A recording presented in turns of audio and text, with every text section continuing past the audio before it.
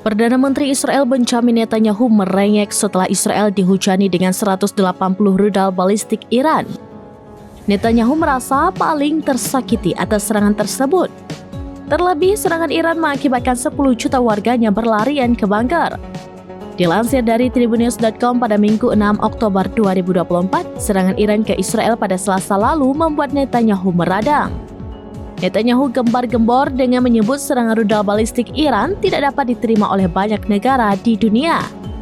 Oleh karena itu, Netanyahu mengklaim bahwa pihaknya berhak untuk membela diri dengan meluncurkan serangan balasan.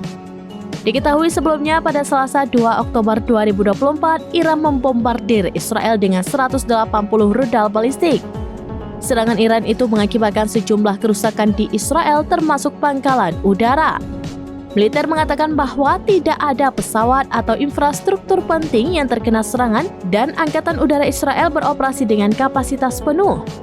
Serangan itu juga membuat 10 juta warga Israel berlarian mencari perlindungan. Terkait hal ini, Iran mengklaim bahwa rentetan serangannya itu sebagai respon atas pembunuhan yang dilakukan Zionis terhadap pemimpin Hizbullah, Hamas, dan Garda Revolusi Iran.